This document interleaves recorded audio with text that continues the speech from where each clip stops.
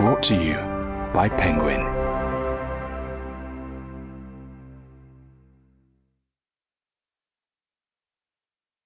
Cloudless by Rupert Dastur. Read by Joanne Gwyn. The Welsh Hill Country. Too far for you to see the fluke and the footrot and the fat maggot gnawing the skin from the small bones. The sheep are grazing at Bwlch y Fedwen, arranged romantically in the usual manner on a bleak background of bald stone.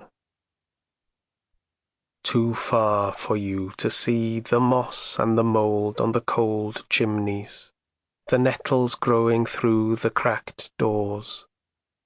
The houses stand empty at Narrator.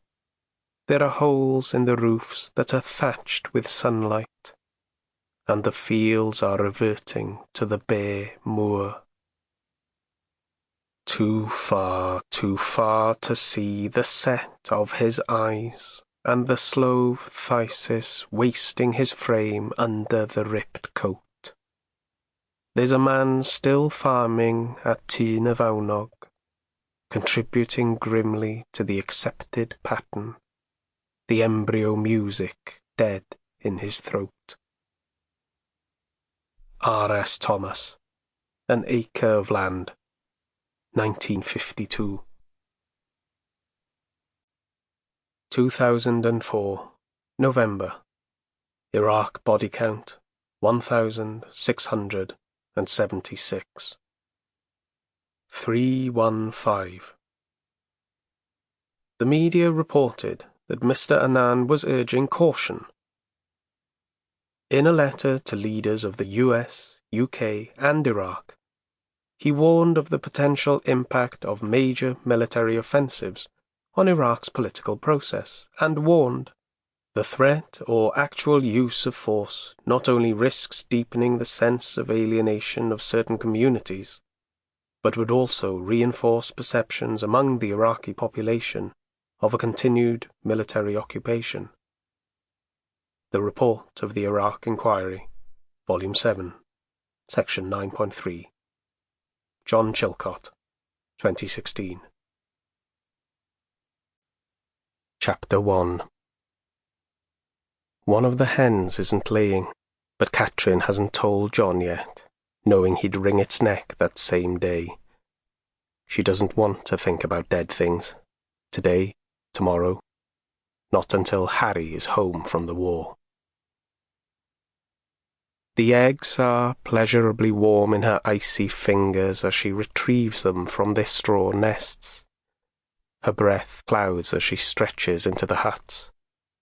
The flies dance about in the cold air, and feathers stick to the smooth shells. The hens cluck and bob.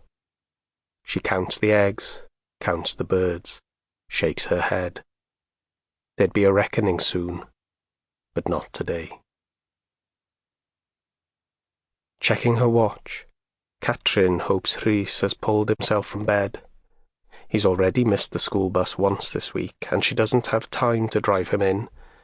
But with his GCSEs next summer, she'll be damned if she lets him skive again.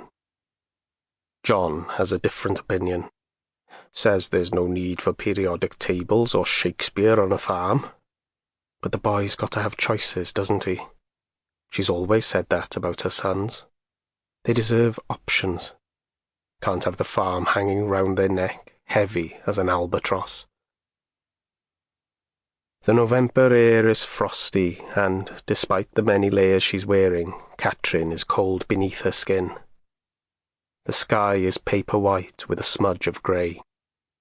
John is already worrying about the winter, saying the berries are on the bushes early, that he can taste snow in the air, that his leg is playing up, which is always a sign. He still talks about the snowfall of 63, back when he was a lad, just as his father had talked of 47. They'd spend days and nights digging dead ewes out of the snow. Whole flocks gone in a flurry of white. Sample complete. Ready to continue?